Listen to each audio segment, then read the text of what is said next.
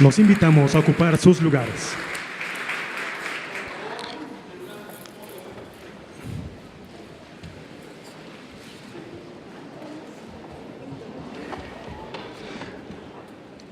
Preside esta ceremonia del Foro Nacional Planeando Juntos la Transformación de México el licenciado Andrés Manuel López Obrador, presidente de los Estados Unidos mexicanos.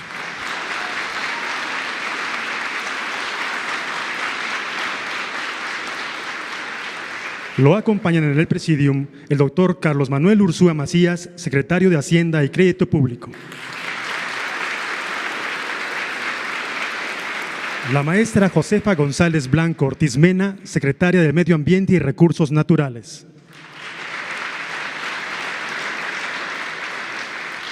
La doctora Irma Heréndira Sandoval Ballesteros, secretaria de la Función Pública.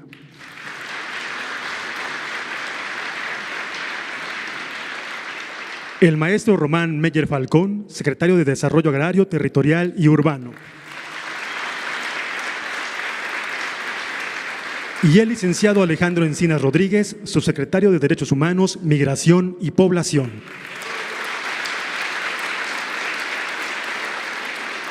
De igual manera, saludamos a la doctora Beatriz Gutiérrez Müller, esposa del presidente. A los miembros del gabinete, legisladores, representantes de organizaciones de la sociedad civil, medios de comunicación y público asistente, sean todos bienvenidos.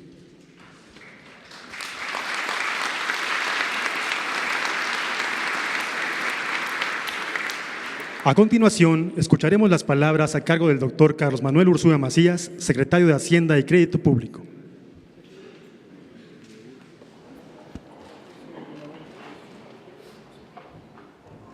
Señor Presidente de la República, secretarios, subsecretarios, secretarias, ciudadanos, todos los que están aquí, les agradezco mucho su presencia. Ayer tuve la fortuna de inaugurar este foro, por lo que ahora nada más me va a tomar 2 minutos. El primer minuto es para recordarles a ustedes los ejes de los que se compone el Plan Nacional de Desarrollo. El Plan Nacional de Desarrollo tiene 3 ejes principales, 3 ejes generales, 3 pilares si ustedes quieren. Uno es justicia y Estado de Derecho, otro bienestar y otro desarrollo económico. Y tiene 3 ejes transversales. El primero es igualdad de género, no discriminación e inclusión. El segundo, combate a la corrupción y mejora de la gestión pública. Y el tercero es territorio y desarrollo sustentable. Para que lo tengan en mente y para contextualizar lo que van a decir los ponentes que me siguen. Y el otro minuto lo dedico a agradecimientos. La verdad es que hemos tenido una gran participación por parte de la gran mayoría de las secretarías en la organización de los foros. Por ejemplo, la Secretaría de Medio Ambiente y Recursos Naturales ya organizó uno en Yucatán, otro en Veracruz. La Secretaría de Desarrollo Agrario, Territorial y Urbano ya organizó uno en Pachuca, otro en Estado de México. El IMSS organizó uno en Michoacán, pero mi agradecimiento mayor va al Instituto Nacional de los Pueblos Indígenas, de acuerdo con una tarjeta.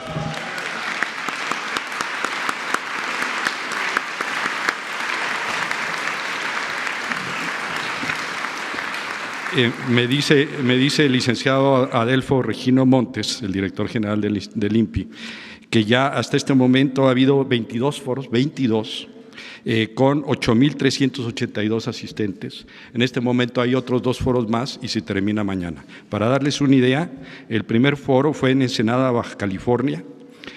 Los pueblos participantes fueron Cucapá, Quiligua, Cumiay, Cual, Paypay y población indígena migrante. El segundo foro fue en Mezquital, Durango. Los pueblos participantes fueron Cora, Huixárica, Nahua, Tepehuano del Sur y población indígena migrante, y así sucesivamente. El tercero en Comala, Colima, el cuarto en Musquis, Coahuila, etcétera. En este momento se está llevando a cabo el foro 23 en Tlapa de Comonfort, Guerrero, y en Los Mochis, Sinaloa, el foro 24. El último foro, el foro 25, va a ser en Guelatao de Juárez, Oaxaca, y los pueblos participantes serán Amuzgo, Afromexicano, Cuicateco, Chatino, Chinanteco, Chochotolteco, Chontal de Oaxaca, Huave, Cateco, Mazateco, Mixe, Mixteco, Nahua, Triqui, Zapoteco, Zoque y población indígena migrante. Muchas gracias, IPI, y gracias a ustedes.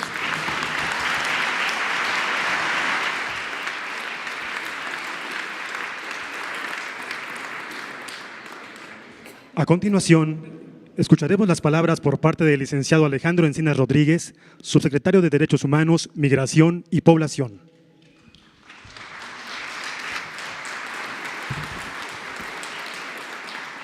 Con su autorización, señor presidente de la República, compañeras y compañeros del Gobierno federal, amigas y amigos todos. El día de hoy realizamos un ejercicio democrático de la mayor importancia para alcanzar la cuarta transformación del país.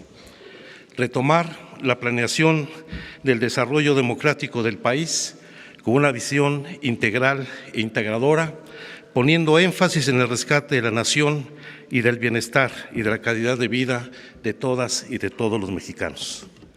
Se trata de dejar atrás casi 4 décadas de abandono y ausencia de las responsabilidades del Estado por parte de quienes apostaron a someter a las leyes del mercado la soberanía de nuestro país y la vida de los mexicanos y las mexicanas.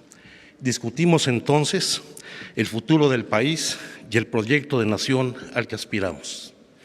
Señor presidente, usted ha sostenido que para su gobierno ha sido fundamental el reconocimiento de la crisis humanitaria y de violación sistemática de los derechos humanos que vive nuestro país, convencido de que reconocer el problema es el primer paso para su solución. Recibimos un país marcado por una profunda herida y por una grave descomposición del tejido social. Un país hundido en una crisis de violencia que además de cobrar la vida de decenas de miles de personas, ha dejado también a decenas de familias desplazadas, 40,000 personas desaparecidas, más de 1,100 fosas clandestinas en todo el territorio nacional, alrededor de 26,000 cuerpos sin identificar en los servicios forenses y millones de víctimas indirectas. La exposición continua a fenómenos violentos afecta a todas las mexicanas y a todos los mexicanos por igual. En particular, el desarrollo físico, emocional y social de las niñas, niños y adolescentes en México. Más de la mitad de la población vive por debajo de la línea de pobreza y millones de mexicanos no tienen atendidas sus necesidades básicas de vivienda, salud, educación y el acceso a una alimentación digna. Las víctimas de delitos y violaciones a derechos humanos fueron sistemáticamente dejadas en la sombra. Sin embargo, este gobierno ha decidido revertir esta situación y colocar a las víctimas en el centro de su atención y de sus acciones. Revertir la crisis de derechos humanos y garantizarlos de manera progresiva, con las víctimas y los grupos más vulnerables y excluidos en el centro de la atención gubernamental, es nuestra prioridad y a eso nos abocaremos en los próximos años. Desde el día en que usted fue electo, ha sostenido que el gobierno dará prioridad a la atención de las personas más pobres, quienes han sido históricamente discriminadas y excluidas, por lo que por el bien de todas y todos ellos se ha decidido que además de las políticas de bienestar que ya están en marcha, uno de los ejes transversales del Plan Nacional de Desarrollo 2019-2024 será el de igualdad de género, inclusión y no discriminación. Transversalizar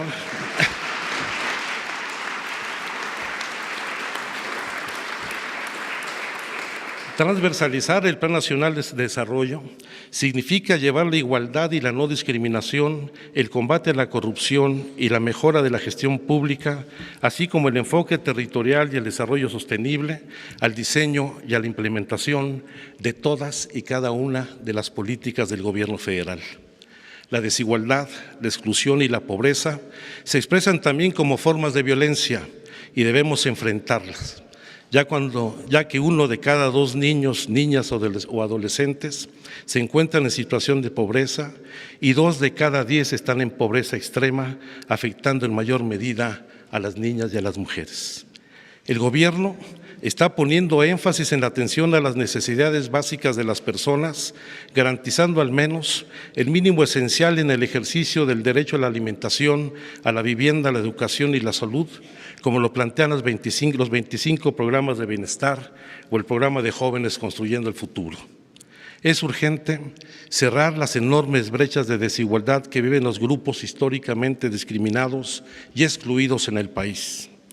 Cuando hablamos de brechas, nos referimos, por ejemplo, a que las mujeres hablantes de idiomas indígenas que viven en zonas rurales tienen una tasa de analfabetismo 10 veces mayor que la del resto de la población, o que 8 de cada 10 habitantes de lengua indígena viven en situación de pobreza.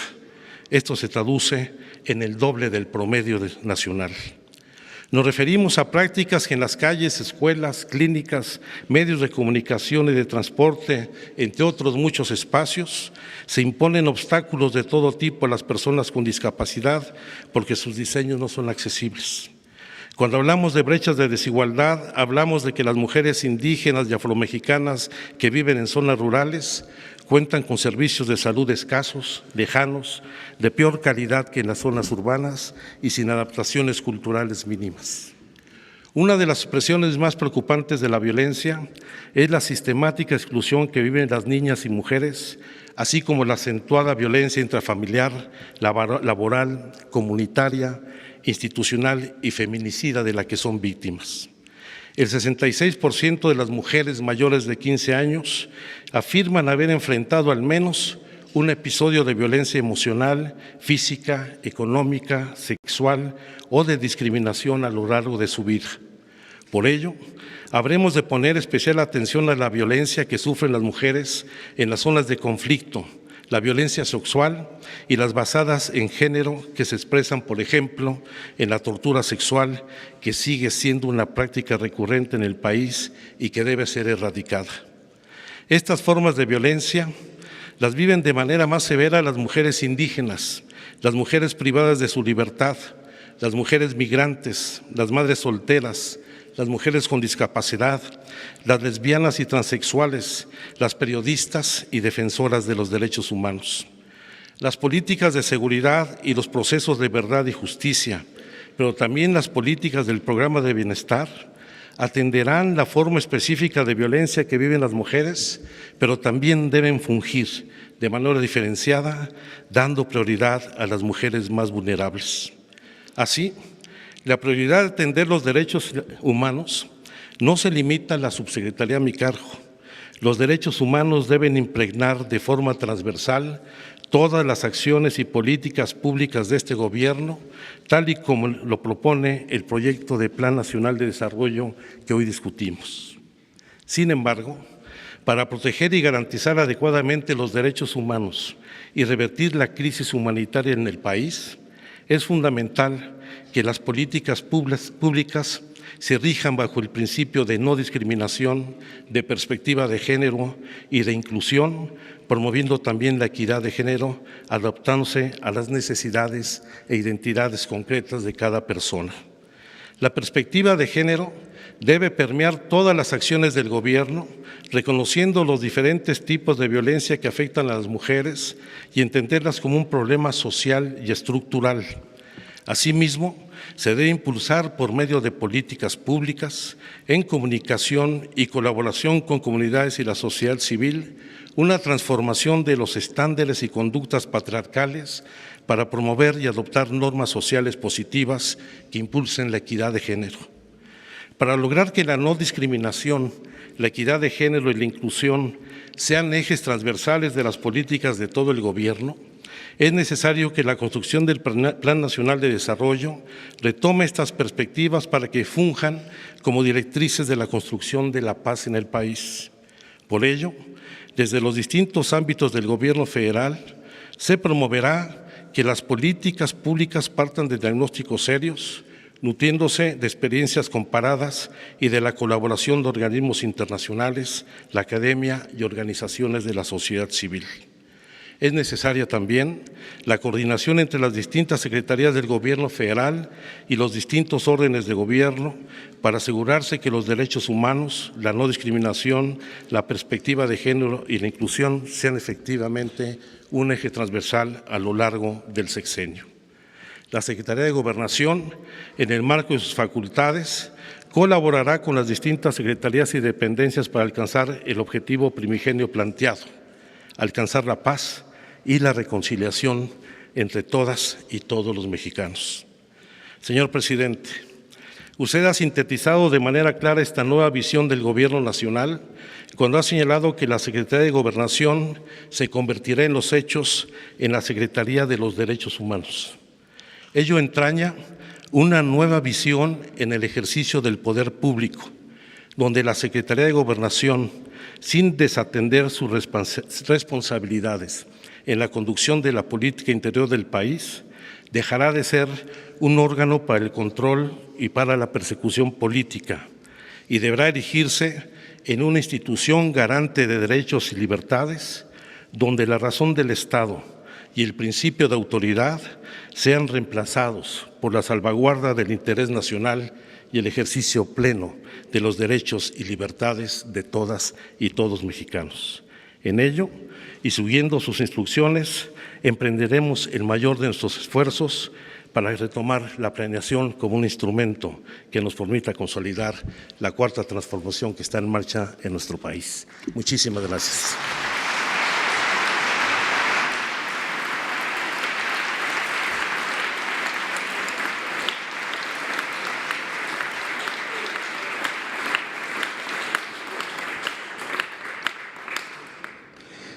Ahora escuchemos el mensaje a cargo de la doctora Irma Heréndira Sandoval Ballesteros, secretaria de la Función Pública.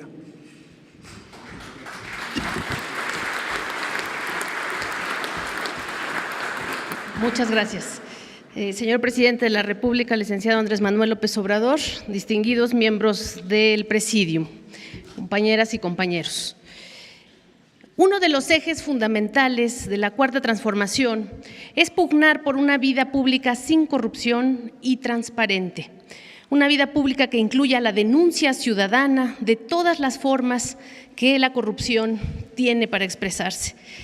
Para el gobierno del licenciado Andrés Manuel López Obrador, la corrupción llevó a la descomposición del régimen político que nos antecedió y que padecimos todos y todas las mexicanas durante décadas. Como miembros de este nuevo gobierno, asumimos el compromiso de luchar contra esta lacra que afecta a los mexicanos y a las instituciones públicas, y por ello estamos muy conscientes de que la función pública es toda actividad o manifestación estatal que tiene como objetivo el logro de los fines esenciales del propio Estado y la realización de los intereses colectivos, llegándose a identificar incluso como la razón de ser de la administración pública. Considerado lo anterior, estimamos pertinente resaltar en nuestro Plan Nacional de Desarrollo que estamos conscientes de que en el régimen pasado la función pública tuvo una misión fallida y no cumplió con su mandato. El nuevo gobierno del licenciado Andrés Manuel López Obrador, derivado del mandato ciudadano, recibió de nuestro pueblo una encomienda y estamos todos comprometidos, obligados y deseosos de ser factores importantes para erradicar la corrupción, la impunidad y recuperar en favor de la sociedad los recursos que de origen le corresponden. Por ello, nuestra misión será instaurar una nueva ética de trabajo en el servicio público, un nuevo equilibrio organizacional que auspicie la honestidad, la eficacia, la profesionalización y la transparencia en estricto apego a la normatividad imperante. En nuestra visión para 2024, la corrupción se castigará, el derroche se eliminará, la ineficacia se terminará, la fiscalización de los fondos públicos se ciudadanizará, la denuncia ciudadana se protegerá, la transparencia se garantizará y se generarán ahorros en los recursos públicos orientados a satisfacer los objetivos del desarrollo nacional. La esencia de la función pública es la de ser un órgano preventivo, en este caso la Secretaría de la Función Pública, para prevenir actos u omisiones de acción en el seguimiento y vigilancia de la aplicación de los recursos públicos y en la prestación de los servicios públicos. Somos también un instrumento de sanción y cuando se presenten las acciones indebidas de parte de los servidores públicos, estamos obligados a actuar de manera inmediata. Estas posibilidades tienen competencia en toda la administración pública. La coadyuvancia y coordinación entre la Secretaría de la Función Pública y la Fiscalía Anticorrupción, así como la Fiscalía General de la República, hoy ya autónoma, será vital para lograr el objetivo de este nuevo gobierno de acabar con la corrupción, ya que será la primera, al ser un ente de vigilancia y sanción en la vía administrativa, la que proveerá de los elementos necesarios a la justicia para que se castigue en el ámbito penal a toda aquella persona que cometa delitos de naturaleza vinculada con la corrupción.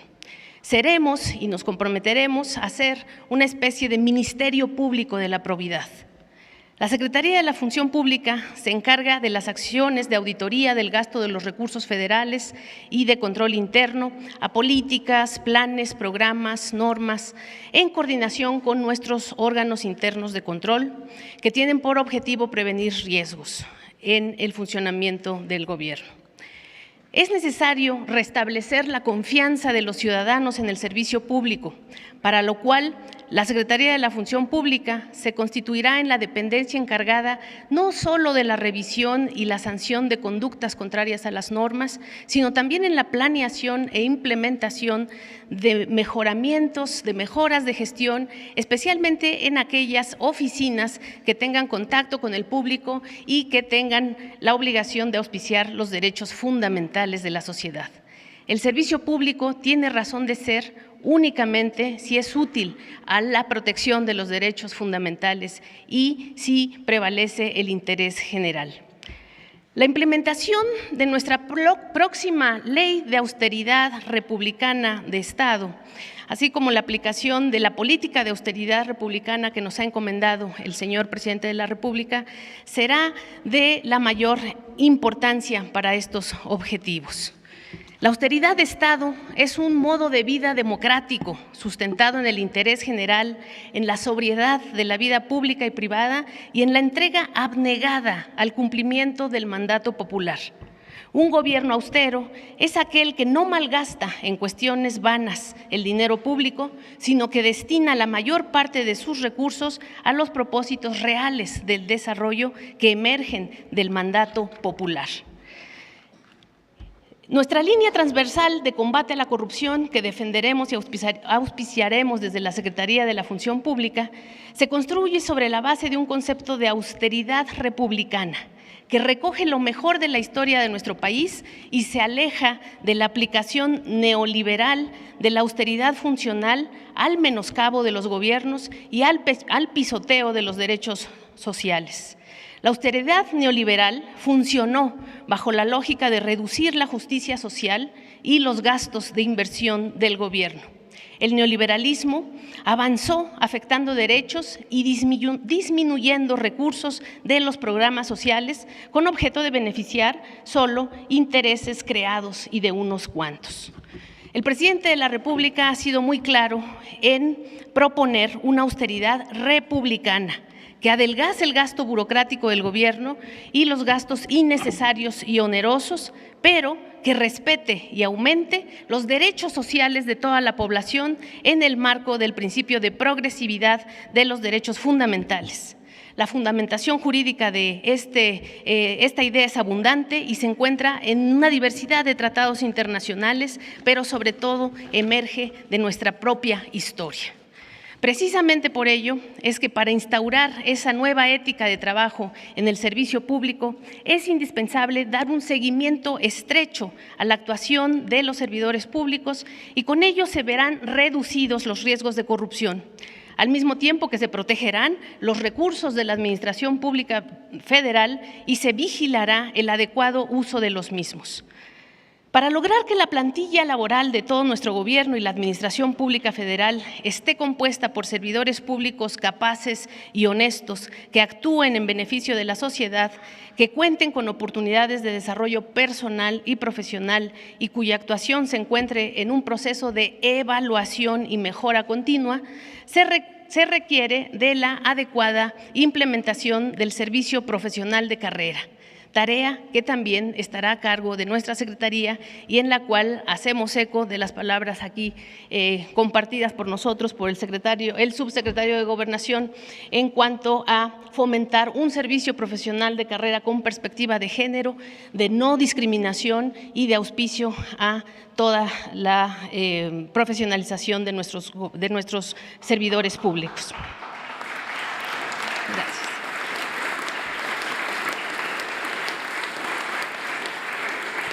Gracias. Permítanme concluir compartiendo con ustedes algunos de los logros que en estos 100 primeros días hemos dado desde este marco transversal de acción.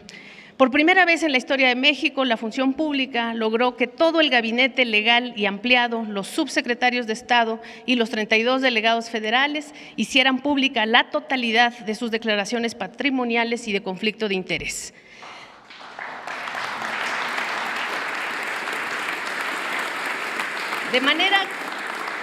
De manera complementaria, modificamos el Declaranet para eliminar las exclusiones en la publicidad de la información de los datos patrimoniales. Hoy solo hay dos opciones: reserva o publicidad total. Se logró reconsiderar también los nuevos formatos de declaración patrimonial que exigían el llenado de 781 campos de información versus los ya de por sí complicados actuales 216 campos, y esos formatos nuevos que fueron aprobados en el gobierno anterior aumentaban el universo de los servidores públicos obligados a declarar ante la Administración Pública Federal de 250,000 sujetos obligados a alrededor de 2 millones de servidores públicos en las más bajos niveles de la Administración Pública Federal. Inició la creación ya de un sitio web de la Secretaría de la Función Pública, a través de la cual la ciudadanía tendrá acceso total y fácil a la información de la nómina del personal de la Administración Pública Federal. Este 1 de abril se dará la inauguración formal del portal Nómina Transparente al 100%.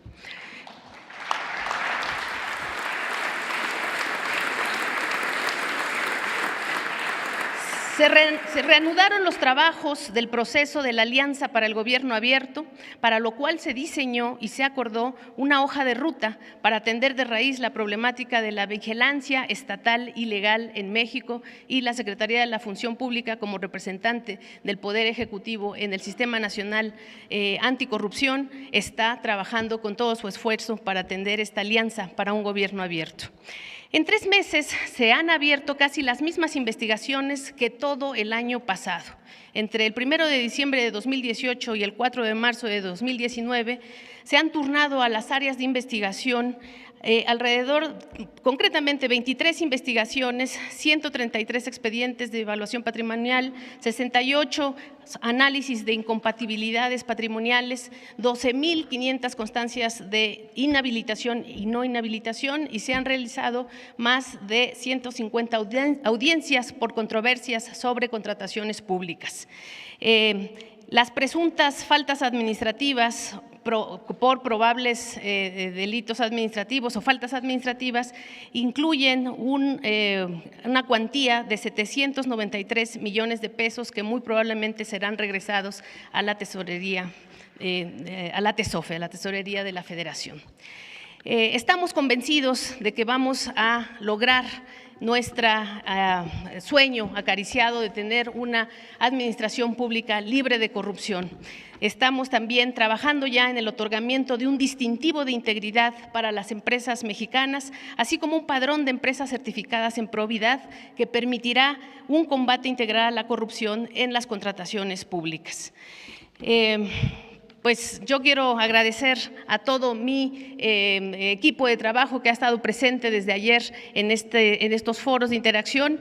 Creemos que la Cuarta Transformación no es un evento de un día, es un proceso histórico que está comenzando y al que queremos aportar todos. Estamos invitando a que se sumen y poniendo el mejor de nuestros esfuerzos. Sabemos que todos nosotros, todos ustedes, todos los mexicanos estaremos a la altura de este gran reto. Muchas gracias.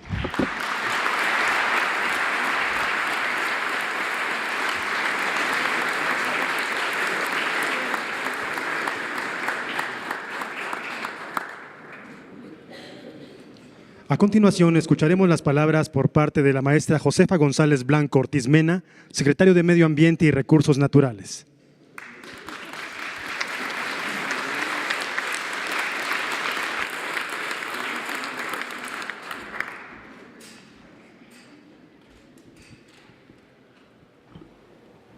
Señor presidente, Andrés Manuel López Obrador, honorable presidio que nos acompaña, amigos todos, me da un gran gusto ver tantas caras conocidas, jóvenes, niñas, bienvenidas. La protección de los animales forma parte esencial de la moral y de la cultura de los pueblos civilizados. Benito Juárez. Yo entiendo esta frase como una reflexión e invitación a mostrar nuestra calidad moral y cultural como nación, en el cuidado del medio ambiente, de nuestra flora, de nuestra fauna y de nosotros mismos como especie. Es el respeto de nuestros recursos, su cuidado, su preservación para las generaciones futuras y aquellas por nacer. Hoy estamos presenciando y somos los actores de un ecocidio sin precedente que compromete la sobrevivencia y la integridad de todos los organismos que habitan los ecosistemas, desde los seres humanos hasta la totalidad de las especies, que impacta no solamente a nuestro país, sino al mundo entero. Es imperante que actuemos con responsabilidad y con una alta conciencia de preservación y sostenibilidad en el territorio, no solamente como política de Estado, sino escuchando el reclamo de nuestras comunidades, de nuestros jóvenes, de nuestras niñas y de nuestro pueblo.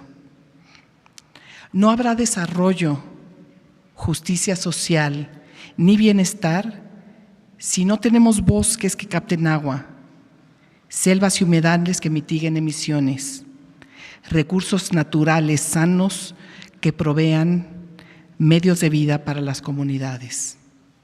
Cuando una comunidad pierde sus medios de vida por la degradación ambiental, inmediatamente observamos los efectos de una degradación social. El empobrecimiento natural ha llevado al empobrecimiento social. Hoy atestiguamos a hombres, mujeres, niños y jóvenes que migran de sus lugares de origen por no encontrar oportunidades de desarrollo asociadas al aprovechamiento de nuestro capital natural. La migración desprotege los territorios que son ocupados y generan diversos tipos de violencias. Es entonces cuando trafican a nuestros hijos. Es entonces cuando prostituyen a nuestras hijas. Es entonces cuando explotan a nuestro pueblo y nuestros jóvenes son corrompidos en actividades ilegales. Esto está vinculado con la degradación de nuestros suelos y con la pérdida de nuestro medio ambiente.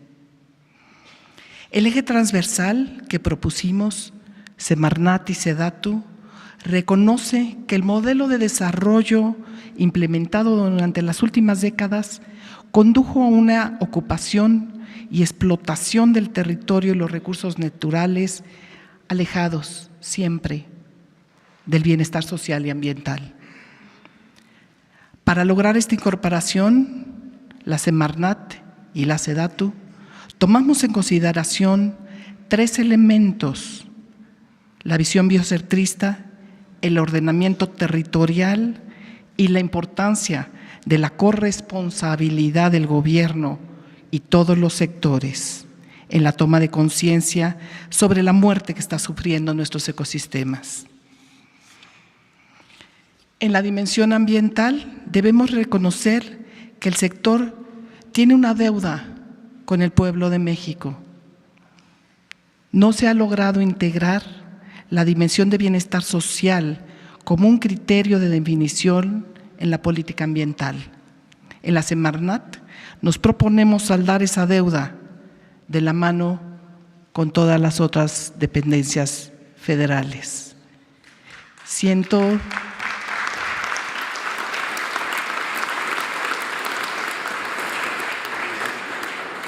Agradezco a todos y a todas las compañeras de gabinete por el gran entendimiento, por la gran colaboración y por incorporar este eje desde campaña, desde transición. Compañeras, gracias.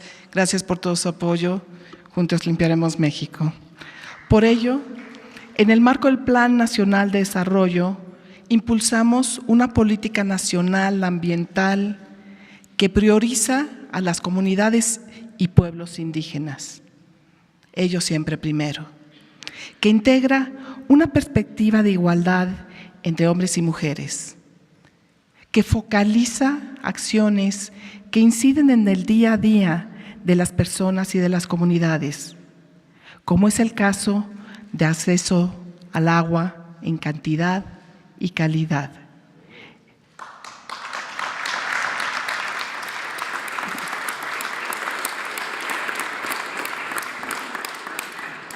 Al saneamiento, a una gestión integral de residuos y a una mejor calidad de aire, que privilegie la conservación, protección y restauración de los ecosistemas que nos proveen importantes servicios ambientales y que impulse modelos de gestión comunitaria de los recursos naturales y aprovechamientos sustentables de los mismos.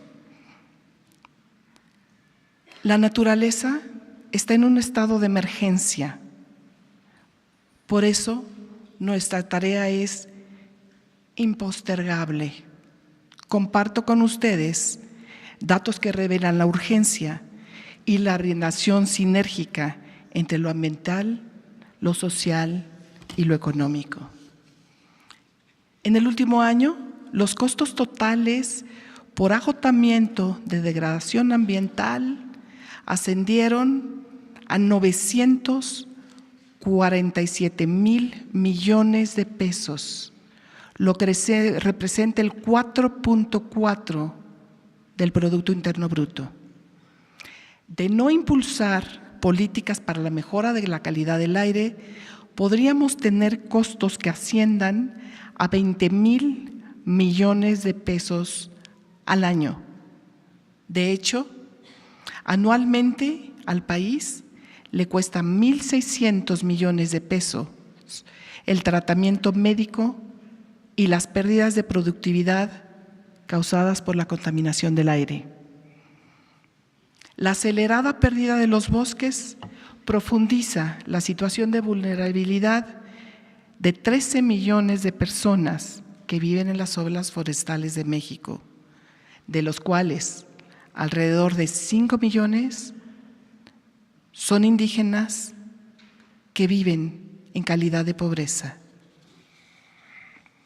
El futuro tiene que ser distinto y la tarea es de todos.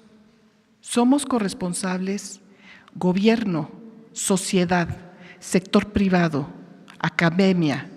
Por eso, la participación de todas y todos ustedes es tan importante. Celebro que dialoguemos en el marco de la consulta del plan con sus preocupaciones, sus experiencias, sus visiones y sobre todo con sus propuestas.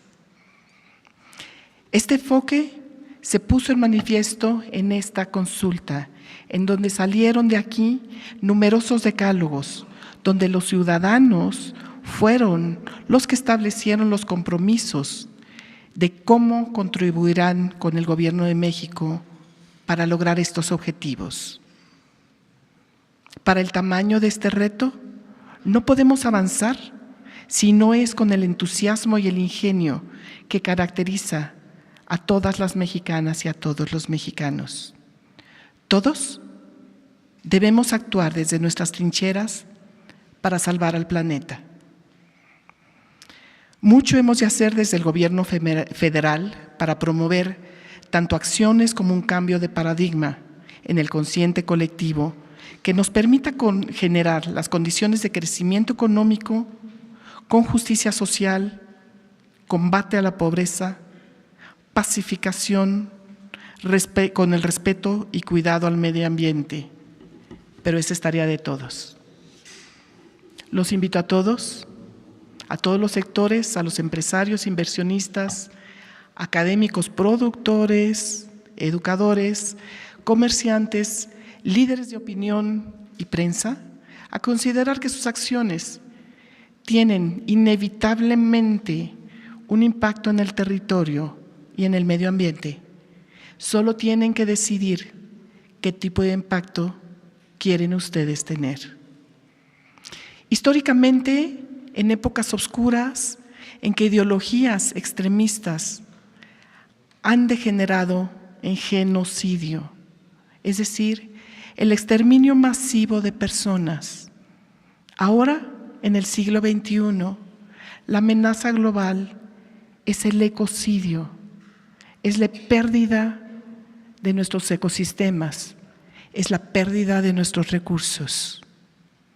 Presidente, colegas de gabinete, amigos, amigas, tengan la certeza que el sector ambiental trabajará incansablemente de la mano con todos los sectores por cumplir sus objetivos y sus metas y con ello garantizar a los mexicanos y las mexicanas su derecho humano a un medio ambiente sano.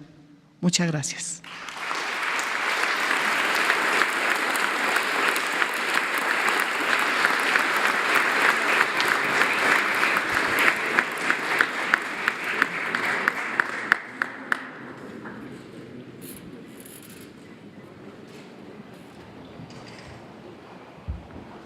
Es el turno ahora de escuchar las palabras por parte del maestro Román Meyer Falcón, secretario de Desarrollo Agrario, Territorial y Urbano.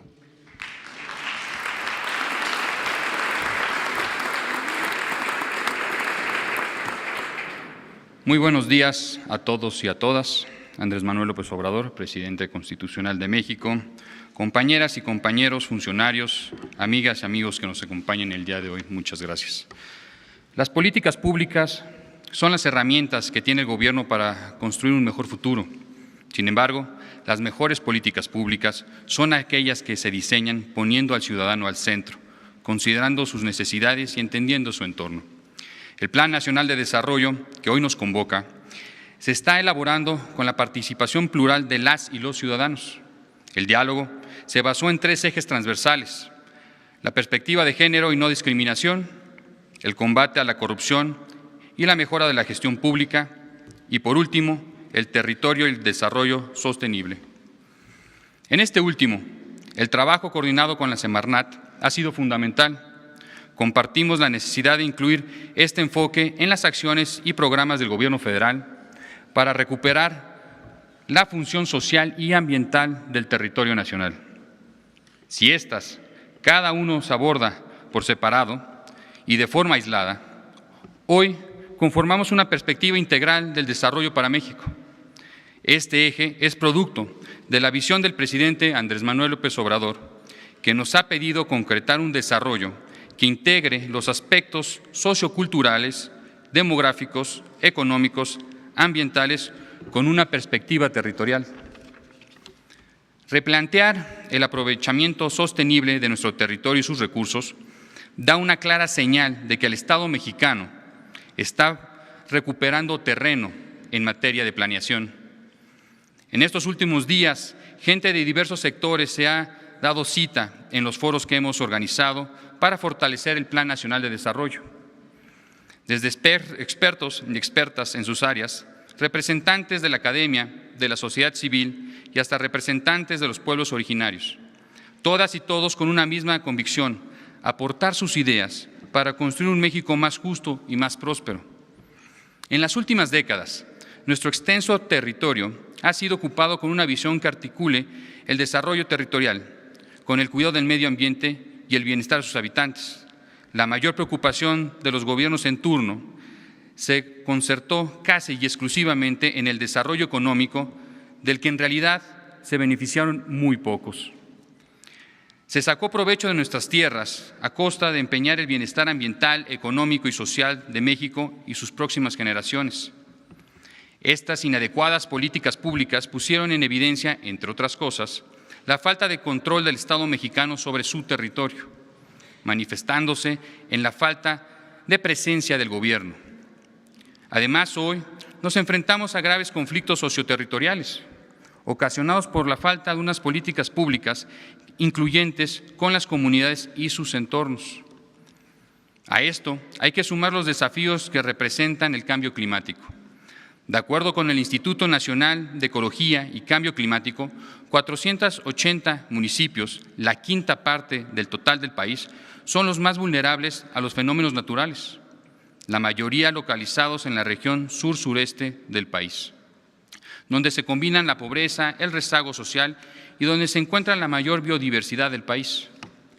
La situación en la que hoy estamos ha sido consecuencia de un modelo de planeación fragmentada. Por ejemplo, al día de hoy no contamos con un sistema único de información territorial y urbano, lo que se agrava a nivel local, en donde no hay un sistema de catastro digital actualizado ni uno de registro de la propiedad que sea ágil y eficiente. De alguna manera, la excesiva burocracia nos ha ganado. Por eso, debemos ser más eficientes y dejar atrás el escritorio. Cambiar esta realidad implicará que haya mayor colaboración entre todas las dependencias cuya acción tenga impacto sobre el territorio. En este sentido, hemos propuesto que todos los proyectos de inversión pasen por una evaluación de su impacto en el territorio y se prioricen con base en ello. Consideramos que un Estado fuerte, es aquel que es capaz de articular sus grandes proyectos con el territorio y con ello potenciar su uso, a la vez que responde responsablemente con el medio ambiente. De incorporar la visión territorial y sostenible en la planeación, dentro de 6 años, los mexicanos contaremos con un territorio más equitativo, más integrado y mejor comunicado. Tenemos frente a nosotros una oportunidad histórica para que el uso y la ocupación del territorio transite a un nuevo modelo de planeación y gestión, para privilegiar la prevención sobre la improvisación. A través del eje de territorio y desarrollo sostenible, buscamos incorporar el diseño de políticas públicas, estrategias, donde tengamos identificado las mayores brechas de desarrollo. Buscamos potenciar los beneficios de un territorio más ordenado, equitativo y ambientalmente sostenible, que impacte positivamente en la calidad de vida de la población que más lo necesita. También se buscará modernizar nuestro marco normativo en el ámbito territorial y ambiental, entre los 3 órdenes de gobierno, para asegurar un mismo marco de ordenamiento territorial que garantice que los asentamientos humanos no rebasan las capacidades de carga de los ecosistemas. Estamos convencidos que el Plan Nacional de Desarrollo es impensable sin un enfoque territorial y de sostenibilidad. Solo con él podremos construir estrategias que nos permitan empezar a corregir y revertir los efectos que dejó el modelo neoliberal sobre nuestro territorio. El éxito de esta cuarta transformación recae en no defraudar la confianza que la sociedad ha puesto en nosotros. No podemos ser un gobierno alejado de la gente, ni un gobierno que cometa los mismos errores que administraciones anteriores. Necesitamos ser un gobierno que no se enfoque en el diseño de políticas públicas reactivas y que, por el contrario, ejecute estrategias basadas en la realidad del pueblo y en su amplio y diverso territorio. Agradezco a las y los ciudadanos que aquí están presentes por su ayuda en la construcción de este plan. Es solo con su participación que podremos conformar el documento rector que transforme de forma efectiva y positiva a México, nuestro México. Muchas gracias.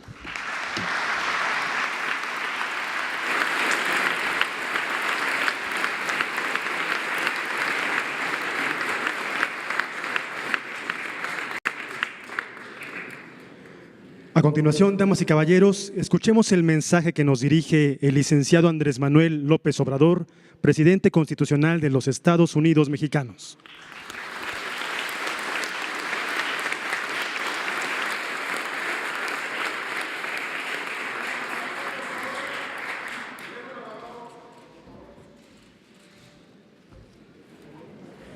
Amigas, amigos, participantes de estos foros que iniciaron el día de ayer para consultar a los ciudadanos con la participación de servidores públicos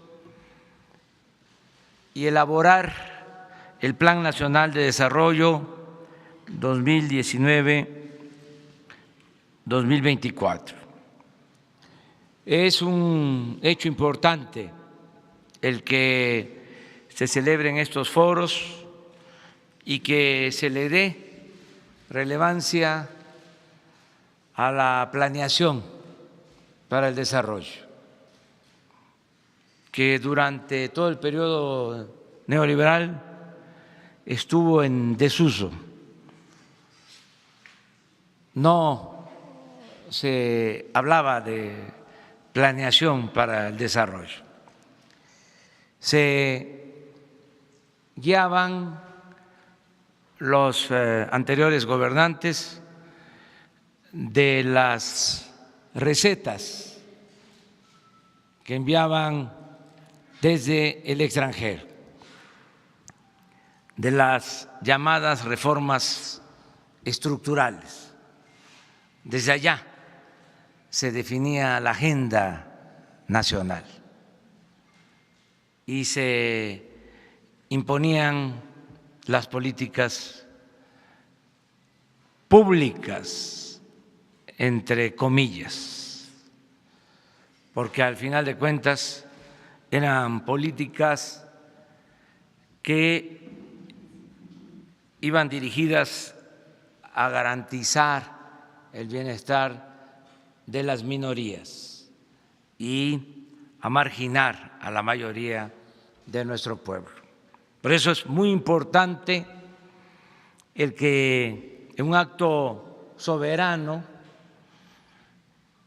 después de mucho tiempo, los mexicanos podamos elaborar un programa de desarrollo propio a partir de nuestra realidad, de nuestras necesidades. Estamos iniciando una etapa nueva, es un cambio profundo, una transformación. Lo he dicho en otras ocasiones y lo repito ahora, no es un simple cambio de gobierno, es un cambio de régimen. Por eso es el momento de expresar, aprovechando este foro, que para nosotros ya se terminó con esa pesadilla que fue la política neoliberal. Declaramos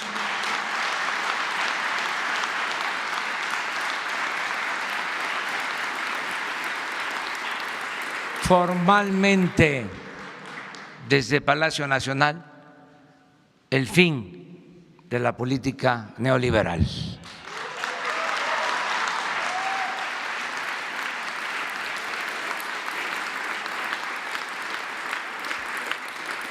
Aparejada esa política o modelo neoliberal con su política económica de pillaje, antipopular y entreguista. Quedan abolidas las dos cosas, el modelo neoliberal y su política económica de pillaje, antipopular y entreguista.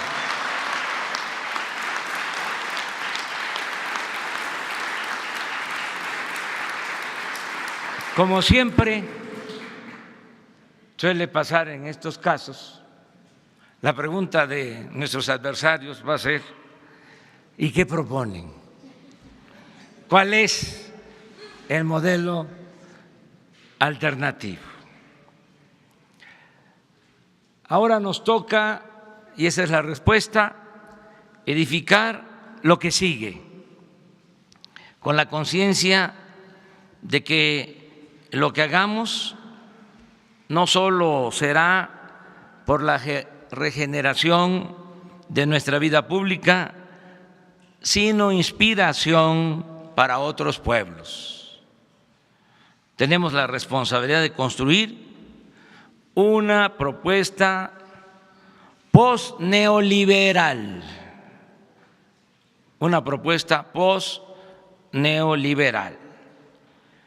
y de convertirla en un modelo viable de desarrollo económico, de ordenamiento político y convivencia entre los sectores sociales. Debemos demostrar que la modernidad puede ser forjada desde abajo y sin excluir a nadie, y que el desarrollo no tiene por qué ser contrario a la justicia social.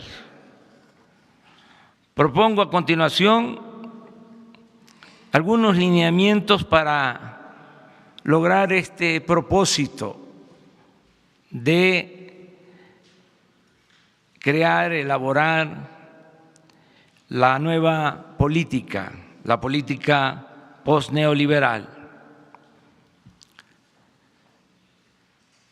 Voy a mencionar solo conceptos básicos en el plan de desarrollo. Creo que van a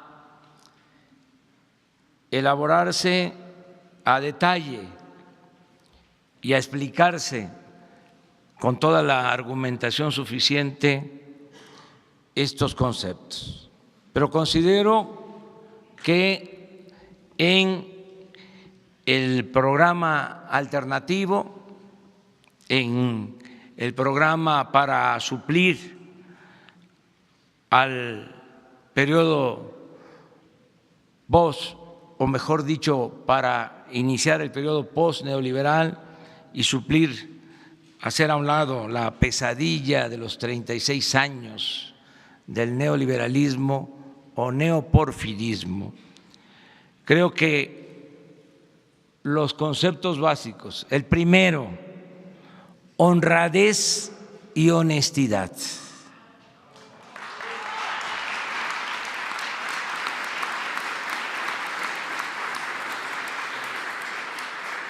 Que no son lo mismo, no es igual la honradez a la honestidad. La honradez es muy importante porque es no apropiarse de lo ajeno, es no robar, y eso es muy importante. Pero la honestidad tiene una mayor dimensión, porque implica no robar y ser consecuente, es decir, actuar como se piensa. Esa es, desde mi punto de vista, la honestidad, el ser congruentes. Entonces es honradez y honestidad. Otro concepto: no al gobierno rico con pueblo pobre.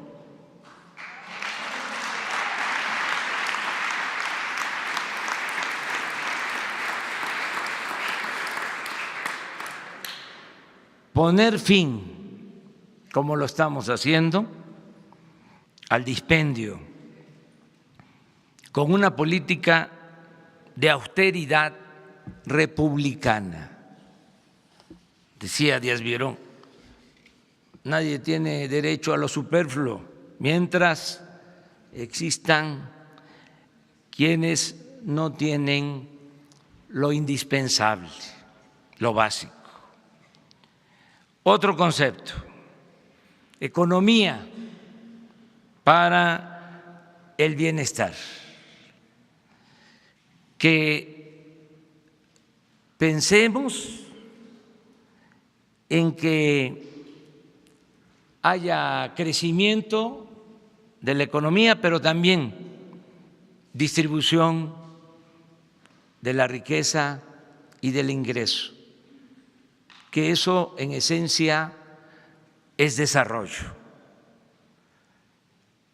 que no nos quedemos solo en aumentar los niveles de crecimiento económico, sino que siempre pensemos en el desarrollo. Otro concepto, el mercado no sustituye al Estado.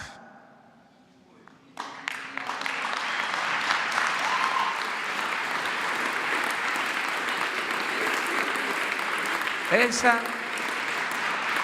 fue una patraña para imponer la política neoliberal, un sofisma.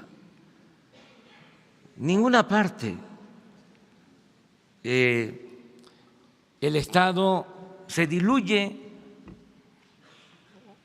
en ninguna parte el Estado incumple con su responsabilidad económica, política y social. Ni en China, ahí está el Estado, ni en Estados Unidos. Solo a estos tecnócratas despistados se les ocurrió de que no hacía falta el Estado y que si acaso había que usar al Estado para rescatar al sistema financiero en quiebra, como cuando el FOBAPROA, pero no pensaban en que el Estado tiene como función principal conseguir la felicidad del pueblo, conseguir que mejoren las condiciones de vida y de trabajo de todos los mexicanos. Este concepto también se vincula a otro que es muy importante. Por el bien de todos, primero los pobres.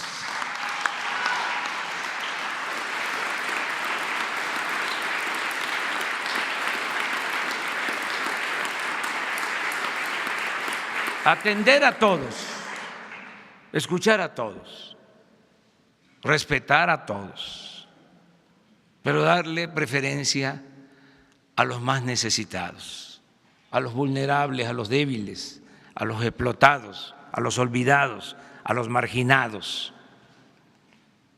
Eso es humanismo y eso tiene que ser una característica de nuestro gobierno y un concepto fundamental de la nueva política de desarrollo.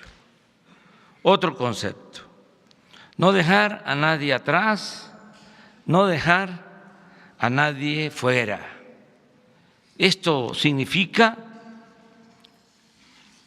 igualdad sustantiva entre mujeres y hombres,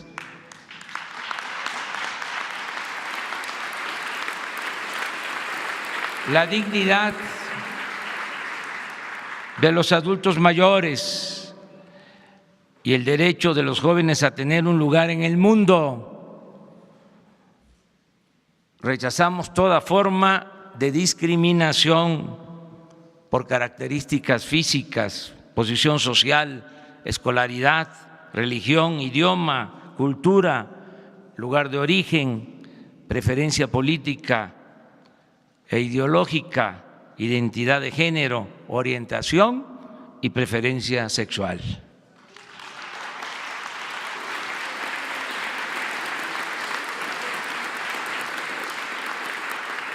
Otro concepto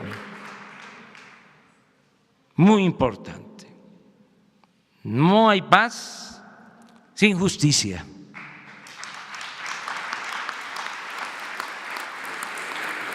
La paz es fruto de la justicia. No vamos a resolver el grave problema de la inseguridad y de la violencia solo con el uso de la fuerza.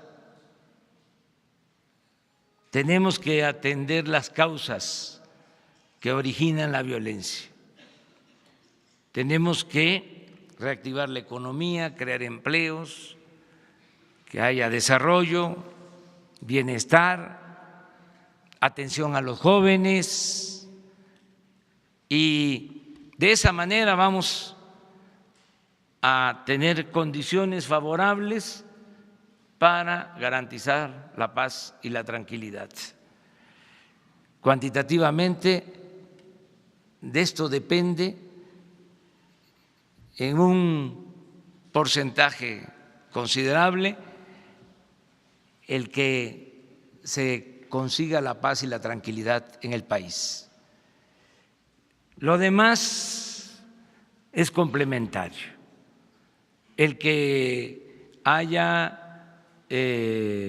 policías, elementos del Ejército, de la Marina, que nos ayuden, como lo están haciendo, para que se tenga presencia en todo el territorio, se cuide a los ciudadanos, se proteja a los ciudadanos, que como se está haciendo haya coordinación, perseverancia, que todos participemos para garantizar la paz y la tranquilidad sin violar derechos humanos, sin el uso excesivo de la fuerza, sin masacres, sin violencia.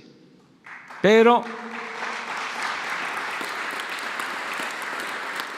repito, lo principal es que haya justicia para que tengamos paz en el país. Otro concepto que los neoliberales consideran pasado de moda, anacrónico, pero que para nosotros es vigente, porque a veces dicen, ustedes quieren regresar al pasado, o sus posturas, propuestas son del pasado. No están entendiendo las nuevas circunstancias, los nuevos tiempos, no piensan en el presente y en el futuro. Hay muchas cosas del pasado que son fundamentales, que deben de retomarse, que deben de valorarse por su importancia, desde luego a la luz de los nuevos acontecimientos, de las nuevas circunstancias, pero son principios básicos, como el del respeto al derecho ajeno es la paz. Ese es un concepto.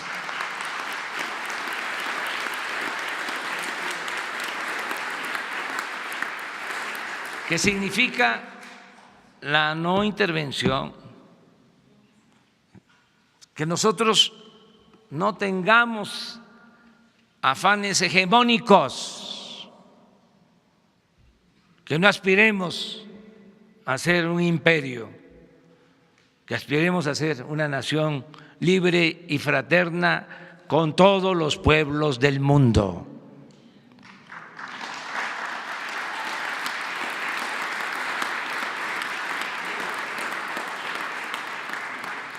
Que apliquemos, que llevemos a la práctica, como se está haciendo en política exterior,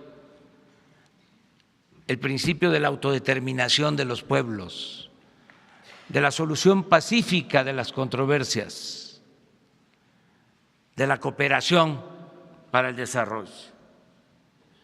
Otro concepto: no más migración por hambre o por violencia.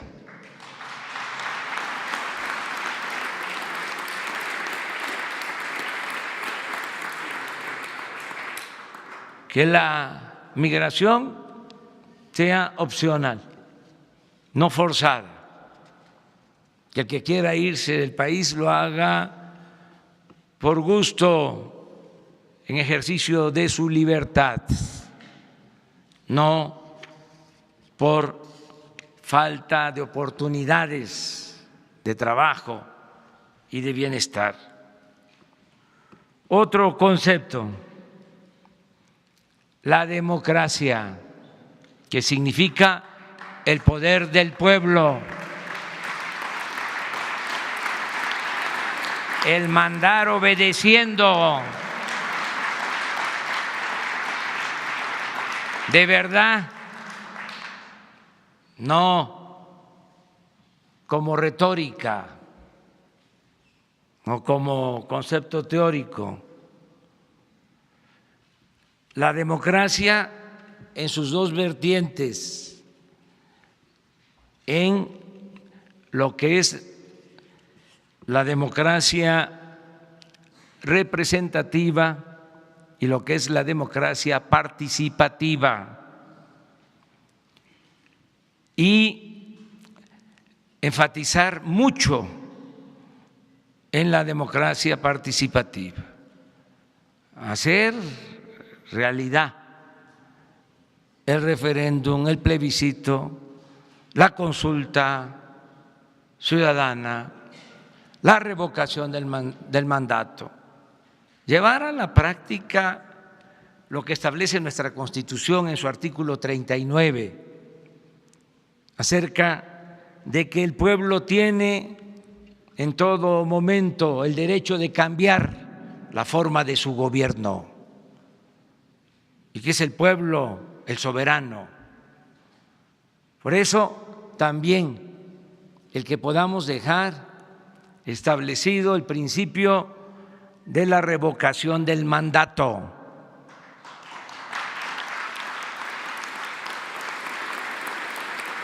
Porque el pueblo pone y el pueblo quita, y que siempre tenga el pueblo las riendas del poder en sus manos.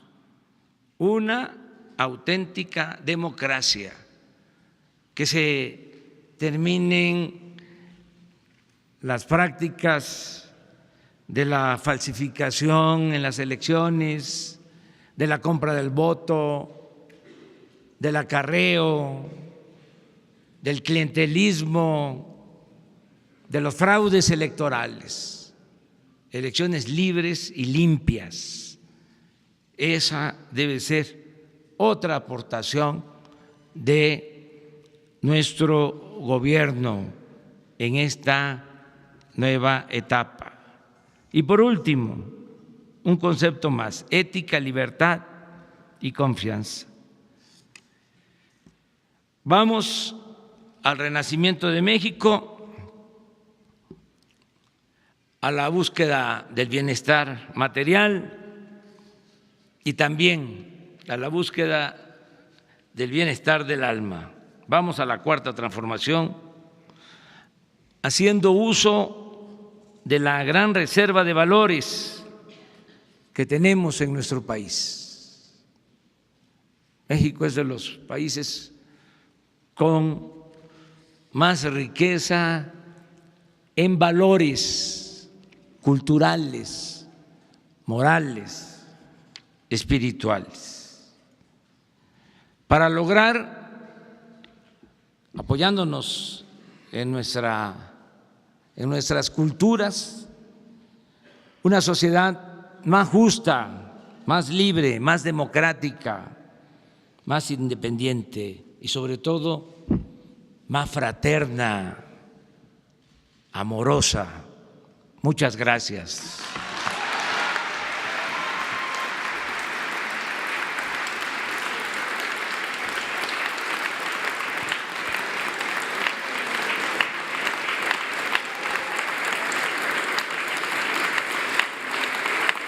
Ahora, damas y caballeros, para concluir este evento, solicitamos a ustedes mantenerse de pie para entonar con orgullo y respeto nuestro himno nacional mexicano.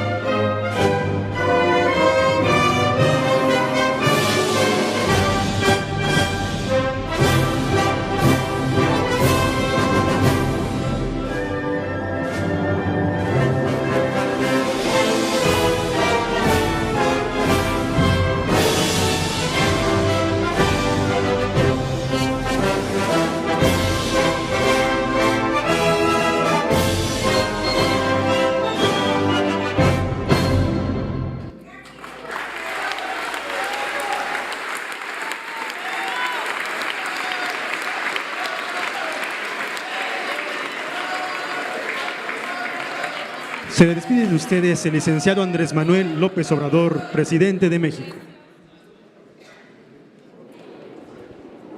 El Gobierno de México agradece a todas y todos su amable atención y les desea que tengan una excelente tarde.